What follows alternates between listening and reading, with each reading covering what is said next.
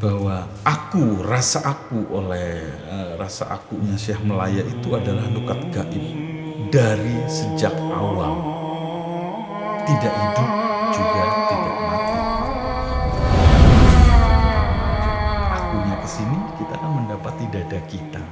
Ketika kita menunjuk ke sini, hidung kita, menunjuk ke sini pipi, dan seterusnya dan seterusnya. Entitas aku itu sendiri tidak ada. Makanya di sini Nabi Khidir menjelaskan adalah itu nukat gaib dari sejak awal, itu tidak hidup juga tidak mati. Kamera rolling dan action. Para kanca misteri Timur Bumi, kita akan melanjutkan suluk linglung dari Iman Anom selaku penulisnya yang dikutip dari bab akhir kitab Duriyat yang ditulis langsung oleh Sunan Kalijaga, para kanca. Dan kita akan melanjutkan kepada Pupuh Kinanti setelah sebelumnya Pupuh Dandang Gula sang Nabi Khidir di video-video sebelumnya. Sekarang kita sudah sampai kepada Pupuh Kinanti, yaitu Ma'rifatul Yakin dan Iman Hidayat, para kanca. Dan bagi para kanca yang belum menyimak video-video sebelumnya perihal suluk linglung, linknya ada di bawah, atau kunjungi playlist suluk linglung Sunan Kalijaga, para kanca. Dan kita akan melanjutkan ke Pupuh Kinanti, Ma'rifatul Yakin dan Iman Hidayat. Setelah yang satu ini, jangan tidak percaya pada sesuatu yang belum kalian percaya. Bapa Adam, Bapa Angkasa, Ibu Pertiwi, Kula Angkis dari Sakram Pahan Sarinane Sawika, Saranaga Gampil Sarining Gampil Kasanala, Yahu Allah, Yahu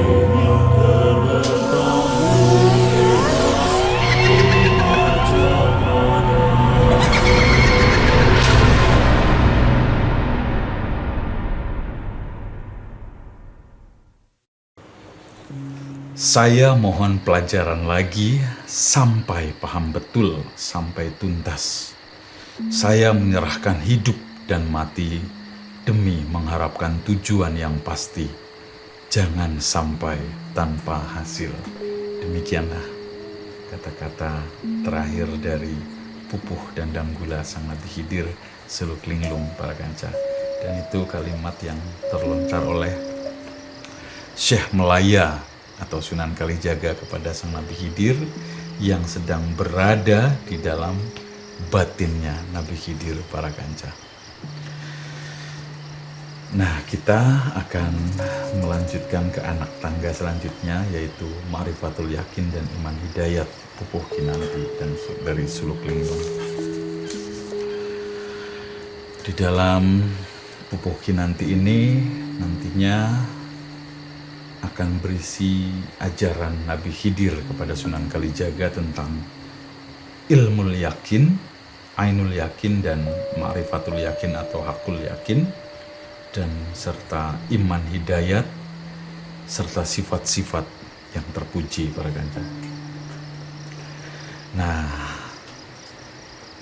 Nabi Khidir membukanya dengan sebuah percakapan, para kanca.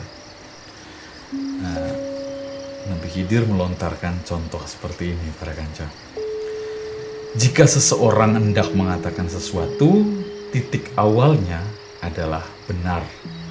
Akan tetapi, seringkali ketika terucap akan menjadi hal yang berbeda dari titik awalnya. Karena adanya hal-hal lain, variabel-variabel lain maksudnya, para kanca.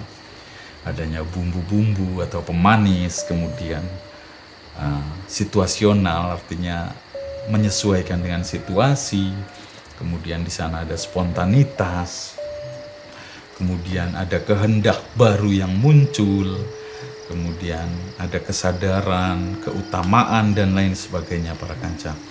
Nah, titik awal itu diumpamakan sebagai johar awal para kanca. Wujud awal gitu para kanca. Saat terucap diumpamakan sebagai johar akhir. Jadi analogi yang dilontarkan itu seperti itu para kanca, dilontarkan kepada Syekh Melaya. Jadi sama kayak kita ketika mau mengucapkan sesuatu, itu titik awalnya sudah A. Lalu kemudian ketika terucap, karena banyak variabel, itu bisa menjadi A aksen, atau A double aksen, atau A dan sebagainya seputar A. Seperti itu, bahkan bisa melenceng menjadi B juga para kanca. Nah, A aksen atau A double aksen atau B itu yang tadi adalah johar akhir para kanca. Nah, johar awalnya sudah kelibas seperti itu para kanca. Nah, titik awal yang tadi itu disebut sebagai johar awal kalau kata Sang Nabi Khidir kepada Syekh Melaya itu dalam Pupuh Kinanti ini para kanca. Jadi di openingnya tuh itu gitu para kanca. Lalu kemudian Sang Nabi Khidir menjelaskan sesuatu. Nubuat yang penuh rahasia itulah sebenar-benarnya rahasia ini, yaitu ketika masih berada di sifat jamal, ialah johar awal. Jadi ketika masih benar, masih asli, itulah johar awal, seperti itu para kanca. Lalu kemudian bila sudah keluar menjadi johar akhir, itu yang sudah dewasa. Yang awal itulah rahasia sejati. Jadi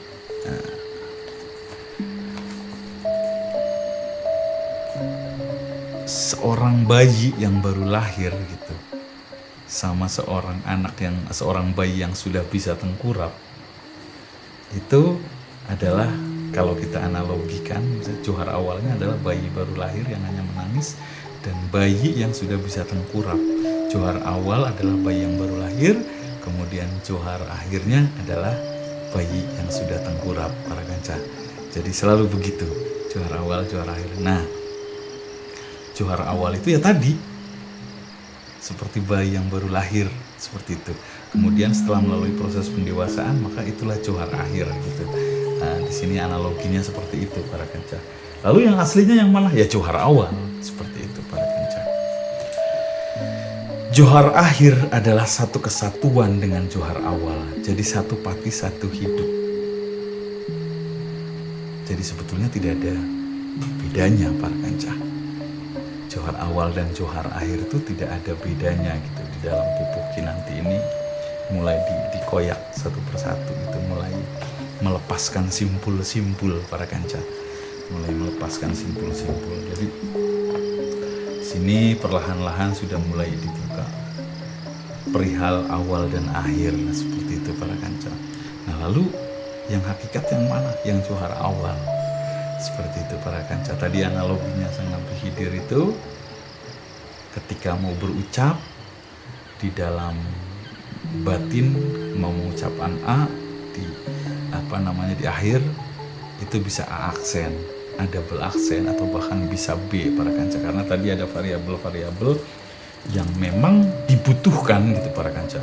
Bukan tidak dibutuhkan, memang dibutuhkan gitu, sesuai dengan proses pendewasaannya, seperti itu para kanca. Nah, adanya bumbu-bumbu, kemudian situasional, spontanitas, kehendak yang lain, dan kesadaran akan keutamaannya, dan seterusnya. Itulah johar akhir gitu. Menuju ke johar akhir itu variabelnya seperti itu gitu. Nah, yang keasliannya itu adalah johar awal, seperti itu. Tapi johar awal dan johar akhir adalah satu kesatuan di dalam Pupuh Kinanti ini para kanca. Satu pati dan satu hidup. Jadi sehidup semati, seperti itu para kanca. Nah, johar awal ini selalu pasrah kepada johar akhir. Kalau kita perhatikan itu, kita selalu sering merasakan bahwa johar awal itu selalu pasrah selalu pasrah kepada Johar akhir dan mempercayakan sepenuhnya kepada Johar akhir gitu, dengan berbagai variabelnya gitu para kanca. Mempasrahkan segala sesuatunya kepada nanti ujungnya di Johar akhir gitu. Akan tetapi Johar akhir dan Johar awal itu satu kesatuan, sehidup semati. Jadi satu hidup satu mati gitu loh. Maksudnya sehidup semati, bukan satu hidup yang satu mati gitu. Nah, Johar batin itu yang disembah hanyalah Allah Subhanahu wa Ta'ala para kanca. Jadi Johar awal, Johar akhir, kemudian Johar batin terasa para kanca.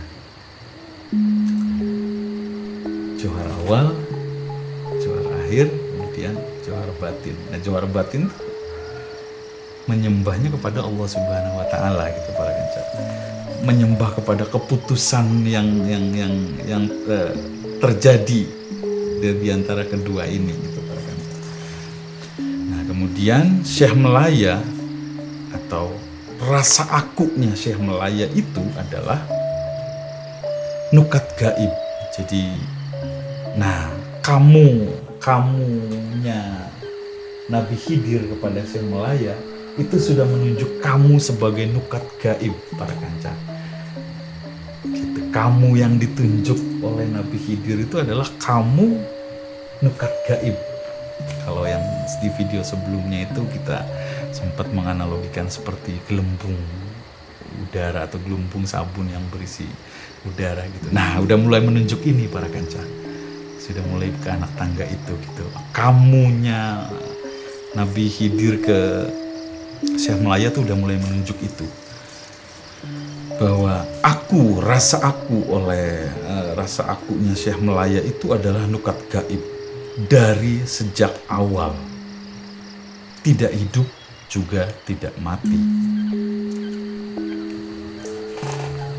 Jadi rasa aku itu dibilang hidup ya tidak hidup, dibilang mati juga tidak mati para kanca. Dan itu sebetulnya kita bisa rasakan para kanca. Ketika kita menyebut diri aku, sebetulnya tidak ada entitas di sana. Ketika kita menunjuk aku, itu sebetulnya tidak ada yang ditunjuk para kanca. Ketika kita menunjuk akunya ke sini, kita akan mendapati dada kita. Ketika kita menunjuk ke sini, hidung kita. Menunjuk ke sini pipi dan seterusnya. Entitas aku itu sendiri tidak ada.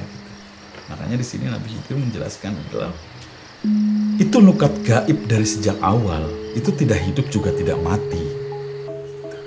Hei Syekh Melaya, kalau kasarnya seperti itu para kanca.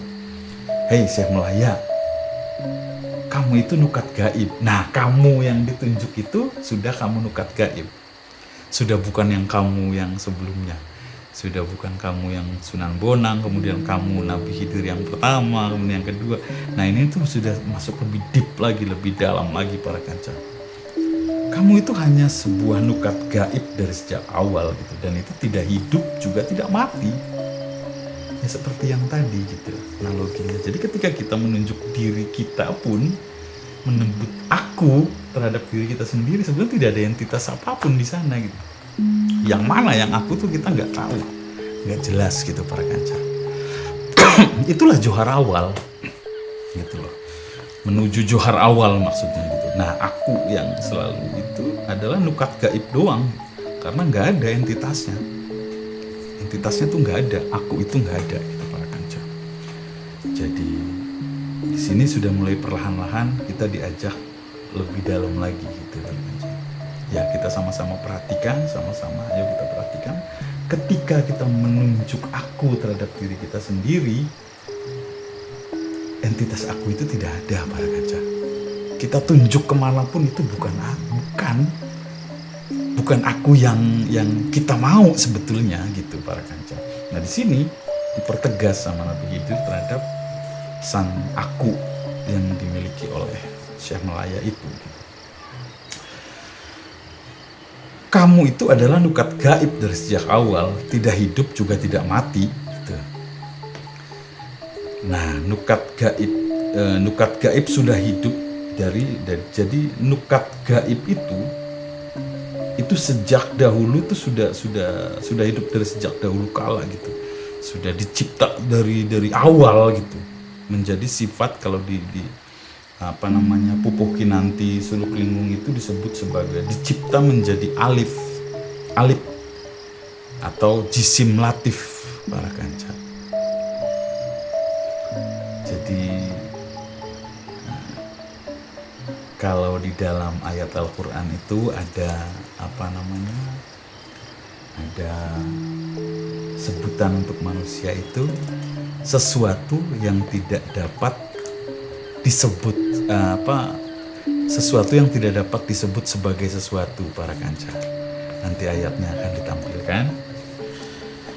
Nah, ini pun sama, nukat gaib itu sudah hidup sejak dahulu dicipta menjadi alif atau jisim latif. Kalau dalam Pupuh Kinanti disebutnya sebagai alif para kanca atau jisim latif. Jisim latif itu adalah jasad halus gitu para kanca, yang ketika ditunjuk sebetulnya tidak ada entitas itu gitu.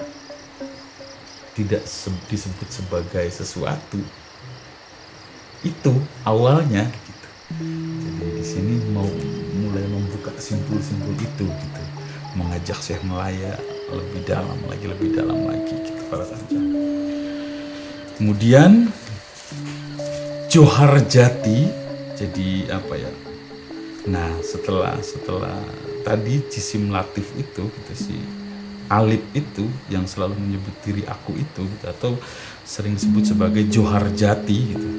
Lalu Johar Jati supaya dikenali, akhirnya lapisan selanjutnya itu adalah asma atau nama para kanca. Nah setelah itu lapisan selanjutnya itu adalah sahadat jati, sebuah persaksian gitu.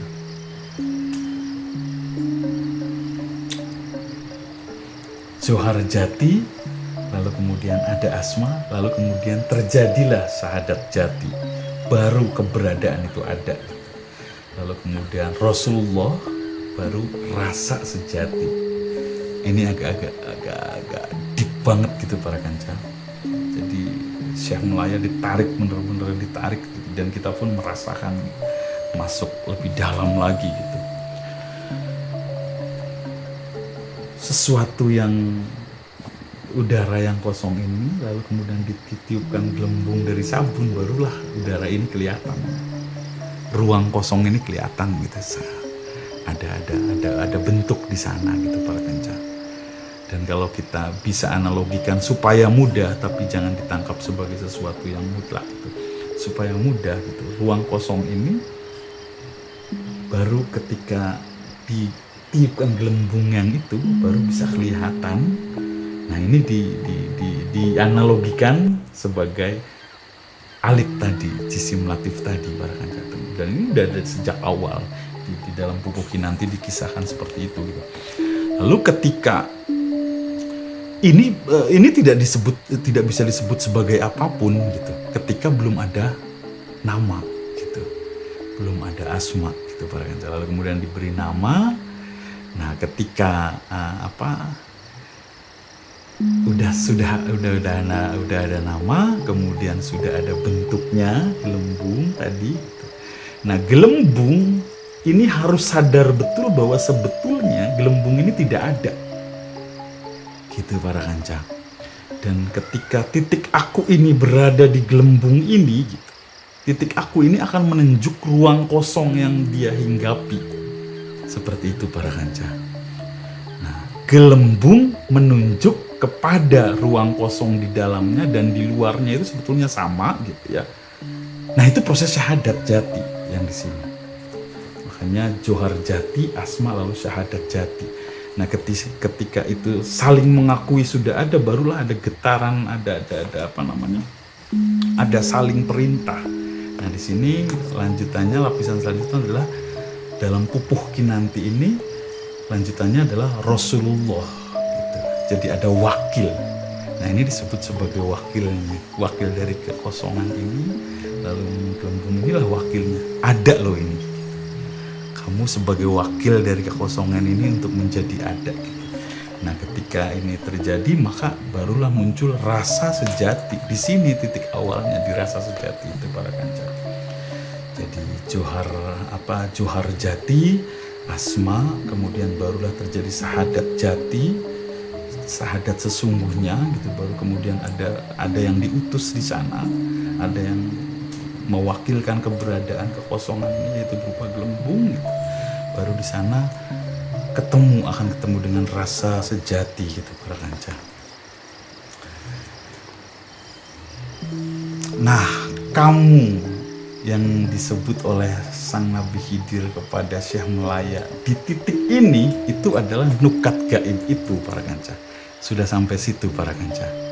Ketika Nabi Khidir kamu menyebut kamu yang sekarang itu nukat gaib ini para kanca. Nukat gaib yang menjadikan ada, seperti itu para kanca. Nah, lalu kemudian syahadat jati adalah di dalam Pupuk Kinanti ini membahas bahwa syahadat jati itu adalah darah, tempat segala zat di mana makhluk merasakan rasa yang sebenarnya tentang hidup dan kehidupan. Nah, di sini dianalogikannya adalah seperti Jibril, Muhammad, Allah. Gitu para kanca. Jibril, Muhammad, Allah, lalu yang bersaksinya adalah nukat gaib ini. Itu harus ada rasa aku baru bisa menjadikan ini objek gitu para kanca. Baru bisa menjadikan ini objek. Jadi contohnya seperti gini analoginya para kanca. Ketika kacamata ini masih melekat sama saya gitu, yang saya dapati adalah penglihatan ini itu gitu. Tapi ketika kacamata ini saya lepas, maka saya akan mendapati objek, bahwa di situ ada kaca, di sini ada kaca gitu para kanca. Baru setelah kita jadikan objek, jadikan sesuatu di luar diri kita, maka ini baru terlihat ada sesuatu di sana gitu, dan baru ada dualitas aku dan kaca ini, seperti itu para kanca. Makanya di sini ada Jibril, Muhammad, Allah gitu. Jadi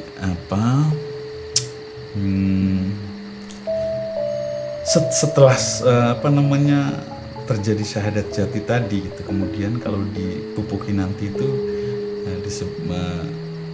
disimbolkannya itu adalah darah, tempat segala zat di mana makhluk merasakan rasa. Jadi darah segini pun di sini pun adalah multitafsir para kanca. Jadi bisa dimaksudkan sebagai material singgah dari johar jati asma gitu para kanca. Ketika tidak ada joharnya, maka tidak terjadi syahadat jati gitu. Nah, di sini digambarkannya sebagai darah. Kalau yang kita tadi digambarkan sebagai gelembung para kanca. Nah, di sini barulah para makhluk ini bisa merasakan hidup, bisa ada rasa aku, bisa menyebut dirinya aku gitu para kanca, bisa menjadi subjek, dan yang tadi itu bisa menjadi objek. Bahkan johar awalnya sendiri pun itu bisa menjadi subjek, bisa menjadi objek maksudnya para kanca. Lalu kemudian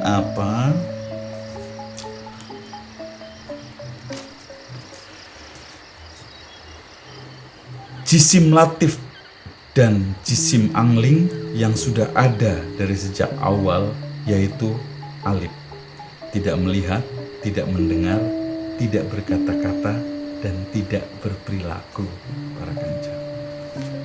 Jadi jisim latif dan jisim angling itu tadi sudah ada sejak awal, dan itu tidak bisa ngapa-ngapain para kanca. Tidak dapat melihat, tidak dapat mendengar, tidak dapat berkata-kata, dan tidak dapat berperilaku. Seperti itu para kanca. yang tadi johar awal. Ya, seperti kalau di contohnya itu gini para kanca, supaya mudah ya, tapi jangan di apa namanya, diartikan secara literal bahwa seperti saat kita muncul satu ide para kanca. Kalau kita perhatikan, ide itu bukan kata-kata para kanca, bukan narasi, bukan juga paragraf-paragraf yang isinya informasi, tidak. Akan tetapi sebuah getaran atau sebuah besitan yang tidak bisa didefinisikan, gitu. Baru setelah itu pecah menjadi sebuah kerangka ide gitu, sebuah kerangka rencana. Oh begini. Padahal getaran awalnya itu tidak berupa apa-apa. Saat kita beride gitu para kanca, ketika kita perhatikan saat kita beride gitu, oh bagusnya gini. Nah, ketika sudah bagusnya begini, itu udah johar akhir. Itu para kanca, itu udah johar akhir. Setelah melalui proses ini barulah menjadi narasi. Harusnya begini. Itu sudah melalui berbagai variabel. Tapi ketika awalnya itu tidak berupa apa-apa para kanca. Kalau di sini ekstrim disebut sebagai apa, yaitu alif yang tidak melihat, tidak mendengar, tidak berkata-kata, dan tidak berperilaku. Seperti itu para kanca, sebagaimana tadi kita beride tadi gitu. Ide itu bukan kata-kata, ide itu bukan narasi, ide itu bukan sebuah kerangka rencana, bukan. Setelah kemudian baru menjadi narasi, menjadi kata-kata, lalu kemudian menjadi kerangka rencana dan sebagainya, itu sudah menjadi johar akhir. Nah, dari ide pertama sampai johar akhir itu adalah satu kesatuan sebetulnya, tapi mereka saling menjadi subjek dan saling menjadi objek, saling menunjuk, seperti itu para kanca. Sebagai gamblangnya seperti itu. Mudah-mudahan kita sama-sama paham, sama-sama masuk para kanca. Nah, di sini ekstrim banget bahwa yang dari sejak awal itu gitu disebut alif, itu tidak dapat melihat, tidak mendengar, tidak berkata-kata, dan tidak berperilaku. Seperti itu para kanca. Nah, si Syekh Melaya ini sudah mulai ditarik ke sana gitu. Kamu tuh tidak kamu yang hakikat tuh tidak bisa melihat, tidak mendengar, tidak berkata-kata, tidak berperilaku. Kamunya tuh sedang ditarik ke sana gitu. Kata kamunya gitu. Jadi supaya rasa akunya pun ikut bergerak ke sana. Rasa akunya Syekh Melaya tuh bisa ikut bergerak ke sana para kanca. Bisa ikut bergerak didirect oleh Sang Nabi Khidir gitu para kanca. Kemudian alif jatuh atau bertempat dalam nukatnya. Ketiadaan dan keberadaannya alif itu karena dijabarkan dan dikembangkan. Yang tadi gitu. Setelah dijabarkan, dikembangkan gitu para kanca. Disebut sebagai roh idlofi yang merupakan bagian dari Zatullah. Seperti itu para kanca.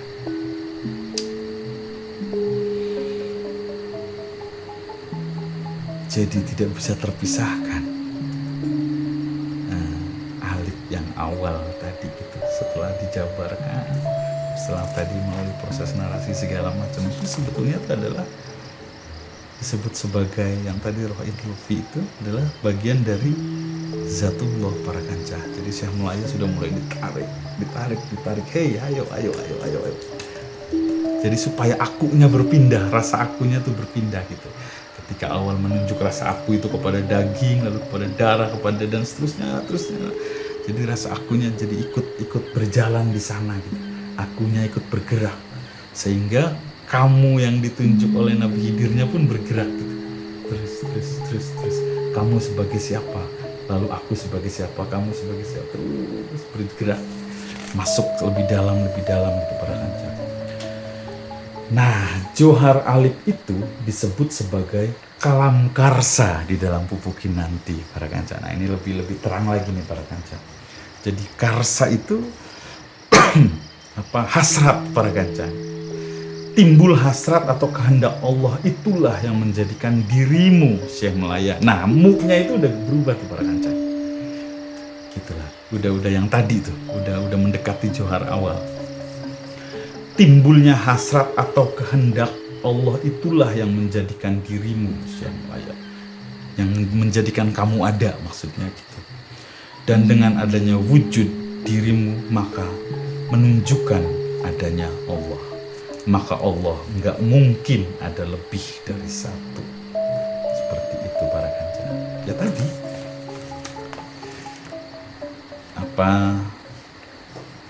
getaran awal yang menjadikan nukat gaib, yang konteks dalam hal ini adalah menjadi akunya Syekh Melaya gitu.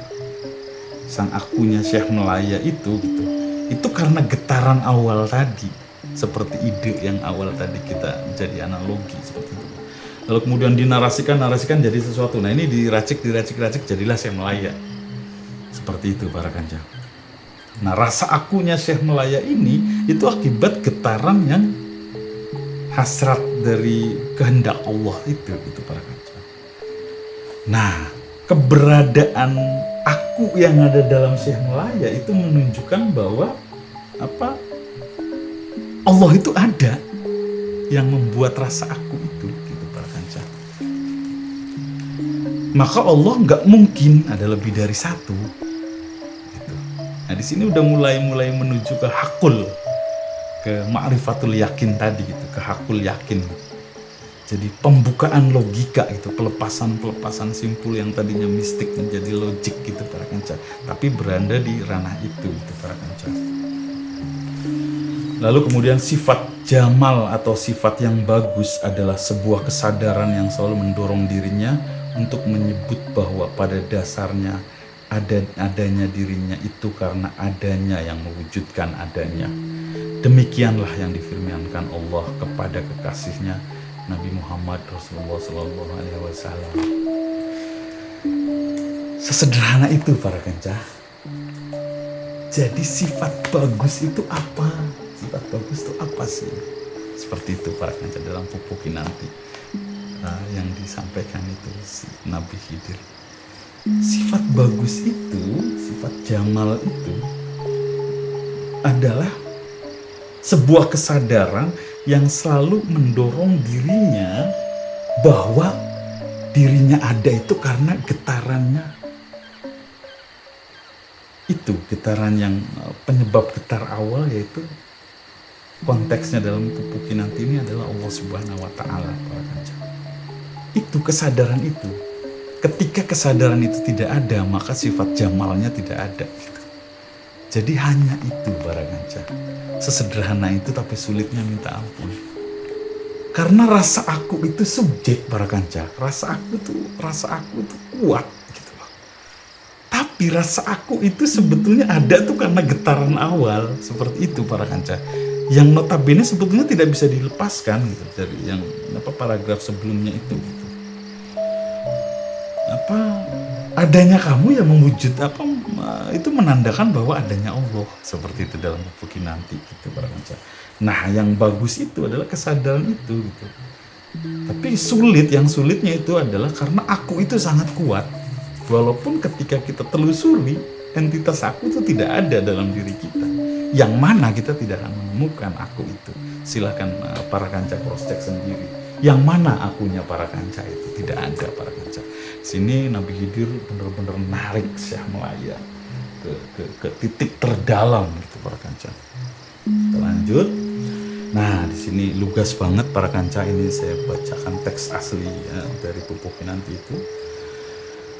Kalau tidak ada dirimu, aku Allah tidak akan dikenal. Jadi kalau tidak ada akunya Syekh Melaya, aku Allah tidak akan dikenal gitu para kanca. Gitu. Yang bisa menyebut Allah itu ya akunya Syekh Melaya gitu. Konteksnya Syekh Melaya gitu. Tapi ini berlaku untuk semua gitu para kanca. Kalau tidak ada dirimu, aku Allah tidak akan dikenal atau disebut. Hanya sebab dengan adanya kamulah yang menyebutkan akan keberadaanku, sehingga kelihatan seolah-olah satu dengan dirimu. Adanya aku, Allah menjadikan adanya dirimu. Wujudmu menunjukkan adanya wujud zatku. Teks aslinya seperti itu para kanca. Ulangi lagi. Kalau tidak ada dirimu, kalau tidak ada akunya Syekh Melaya atau akunya kita, aku Allah tidak akan dikenali atau disebut. Hanya dengan sebab adanya kamulah yang menyebutkan akan keberadaanku, sehingga kelihatan seolah-olah satu dengan dirimu. Adanya aku, Allah, menjadikan adanya dirimu. Wujudmu menunjukkan adanya wujud zatku. Seperti itu para kanca. Makanya yang pertama kali disuguhkan oleh Nabi Khidir harus masuk ke dalam batin Nabi Khidir yang tidak ada entitas akunya para kanca. Supaya Syekh Melaya benar-benar paham, Sunan Kalijaga benar-benar paham dan tentunya akan panik. Syekh Melaya di sana tidak menemukan kiri dan kanan, depan belakang, atas bawah para kanca. Berarti akunya tidak ada. Dan sekarang pertanyaannya adalah, apakah ada yang rela akunya diambil? Karena ketika akunya diambil, maka hidup itu tidak ada para kanca. Seperti itu para kanca. Dan aku itu ada, itu harus ada getaran awal yang membuat aku itu ada. Dan kesadaran itulah yang harus dipegang untuk memperoleh sifat jamal tadi, sifat bagus tadi gitu para kanca. Nah, aku itu terlalu kuat sehingga harus benar-benar selalu harus berada di kesadaran itu selalu gitu para kanca. Nah, Syekh Melaya ini sedang ditarik menuju ke titik sana gitu para kanca. Untuk memperjelas jati diri menggunakan Asmaul Husna, di mana ada kesamaan yang tidak bisa disamakan. Jadi supaya jelas gitu, maka disebarinya Asmaul Husna. Tapi ketika kita memperhatikan Asmaul Husna, itu sebetulnya sama dengan aku kita, gitu, akunya Syekh Melaya. Misalnya pengasih, maha pengasihnya Allah dan pengasih Syekh Melaya itu sama. Kemudian penyayang Allah dan akunya Syekh Melaya juga penyayang. Seperti itu. Makanya di sini bahasanya di mana ada kesamaan yang tidak bisa disamakan. Jadi untuk memunculkan kesadaran itu para kanca. Gitu. Untuk proses kesadaran bahwa aku ini tidak ada, sebetulnya akunya Syekh Melaya itu tidak ada gitu para kanca. Sehingga tidak ada kanan kiri depan belakang atas bawah saat pertama kali masuk ke dalam batin Nabi Khidir. Lalu selain itu, upaya manusia mendefinisikan Allah dengan asma-asma tidak mungkin dapat melukiskan keadaanku dengan setepat-tepatnya. Jadi tidak akan mungkin sama setepat-tepatnya. Jadi hanya sebagai ini aja para kanca. Jadi sebagai pembatas saja seperti itu para kanca. Namamu yang baik dapat menyerupai namaku yang baik atau Asmaul Husna. Apakah kamu sudah dapat meraih sebutan nama yang baik itu, baik di dunia maupun di akhirat? Kamu ini merupakan penerus atau pewaris Muhammad Rasulullah, sekaligus Nabi Allah. Ya ilahi, ya Allah Tuhanku. Jadi di Pupuk Kinanti ini saya merinding para kanca. Jadi di Pupuk Kinanti ini ada satu paragraf yang ketika selesai dibacakan gitu. Jadi dibacakan atau didengarkan, di sini ada keterangannya bahwa bagi pembaca maupun pendengar dianjurkan berdoa pada Allah ketika berada di titik itu para kanca. Insya Allah berhasil kabul apa yang diinginkan. Amin amin ya rabbal alamin. Jadi lagi-lagi saya ingatkan bahwa suluk linglung ini berupa mocopat para kanca, berupa langgam, berupa nyanyian gitu para kanca, yang berisi pupuh-pupuh gitu. Nah, tapi kita tidak sibuk di sana gitu. Kita tidak sibuk di musikalnya, kita tidak sibuk di langgamnya. Tapi ketika itu dilanggamkan itu akan luar biasa para kanca. Jadi kita sekaligus dapat ilmunya juga dapat getarannya gitu. Tapi kita sekarang konteksnya ke ilmunya, ke teksnya para kanca. Nah, di paragraf ini namamu yang namamu yang baik dapat menyerupai namaku yang baik. Apakah kamu sudah dapat meraih sebutan nama yang baik itu, baik di dunia maupun di akhirat? Kamu ini merupakan penerus atau pewaris Muhammad Rasulullah sekaligus Nabi Allah. Ya ilahi, ya Allah Tuhanku. Di sini ada keterangannya. Bagi pembaca maupun pendengar dianjurkan berdoa kepada Allah. Insya Allah berhasil kabul yang diinginkan. Amin amin ya rabbal alamin. Nah, lagi-lagi kita harus jeli bahwa kamu, titik kamu yang ditunjuk oleh Nabi Khidir alaihissalam kepada Syekh Melaya itu kamu yang mana? Ketika kita sudah satu frekuensi, kamu yang ditujuk gitu. Ketika Syekh Melaya itu satu frekuensi dengan kamunya yang dimaksud Nabi Khidir, maka itu akan, kalau dalam di sini akan kabul para kanca, akan dikabul doanya seperti itu. Amin ya rabbal alamin. Jadi kamu yang ditunjuk Nabi Khidir sesuai dengan aku yang dirasa oleh Syekh Melaya. Lagi-lagi aku itu adalah entitas yang tidak dapat ditemukan para kanca. Jadi kalau Nabi Khidir nunjuknya bahu ke kamunya, tapi kitanya berada di lutut, aku kitanya itu tidak akan ketemu para kanca. Seperti itu gambarannya para kanca. Ketika Nabi Khidir alaihissalam menunjuk kamunya Syekh Melaya ke tangan kanan, tapi saat itu Syekh Melayanya akunya berada di kaki kiri, itu tidak akan ketemu. Makanya tadi ditarik dulu perlahan-lahan sampai ketemu aku dan kamunya Nabi Khidir yang dimaksud itu satu frekuensi. Maka ketika itu ketemu di satu titik, bagi pembaca maupun pendengar dianjurkan berdoa pada Allah. Insya Allah berhasil kabul yang diinginkan. Amin amin ya rabbal. Jadi ketika suluk ini dilanggamkan, ketika sampai di titik itu tuh berhenti para kanca. Untuk para pendengarnya itu memanjatkan doa dulu gitu loh. Lalu kemudian dilanjut seperti itu para kanca. Jadi sampai konteks ini kita sudah merasakan proses ilmu yakin, ainul yakin, lalu hakul yakin, dan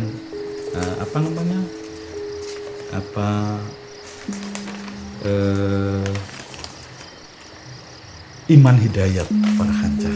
Iman yang dikucurkan, bukan dibuat-buat. Bukan yang, oh iya ya, sampai dapat oh iya ya, itu iman hidayat berarti. Seperti itu. Karena munculnya dari dalam iman yang diguyurin, bukan yang dibuat-buat, di konsep-konsep, dirancang-rancang para kanca. Sebetulnya itu proses menarik aku itu supaya selaras. Akunya berada di mana. Lagi-lagi aku itu entitas yang tidak bisa ditemukan para kanca. Nah, Nabi Khidir mengakhiri pembacaan firman Allah. Jadi selama tadi proses itu adalah firman Allah para kanca. Jadi bukan Nabi Khidir yang melontarkan. Nabi Khidir mengakhiri pembacaan firman Allah Subhanahu wa taala, kemudian melanjutkan memberi penjelasan pada Sunan Kalijaga. Tanda-tanda adanya Allah itu ada pada dirimu sendiri. Harap direnungkan dan diingat betul asal muasal alif itu akan menjadikan dirimu bersusah payah selagi hidup. Budi jati sebutannya, yang tidak berasa, yang tidak merasa menimbulkan budi atau usaha untuk mengatasi liku-liku kehidupan. Kita akan melanjutkan anak tangga mengikuti suluk linglung ini para kanca. Mudah-mudahan kita bisa mengikuti perlahan-lahan para kanca. Kita akan melanjutkannya di video-video yang akan datang para kanca, dan tentunya akan akunya Syekh Melaya itu akan lebih ditarik lebih dalam lagi para kanca. Dari ilmu yakin, ainul yakin, hakul yakin atau marifatul yakin, dan sampai akhirnya diguyur dengan iman hidayat. Seperti itu para kanca. Terima kasih bagi para kanca yang sudah menyimak dari awal sampai akhir, dan jangan lupa subscribe para kanca, karena itu akan membuat kita semangat membuat konten-konten lainnya para kanca, dan itu gratis para kanca. Dan ketika dirasakan bermanfaat, silahkan share seluas-luasnya para kanca. Kita akan melanjutkan Pupuh Kinanti, Ma'rifatul Yakin dan Iman Hidayat ini di video-video yang akan datang para kanca. Akhir kata dari kami, Misteri Timur Bumi, jangan tidak percaya pada sesuatu yang belum kalian percaya.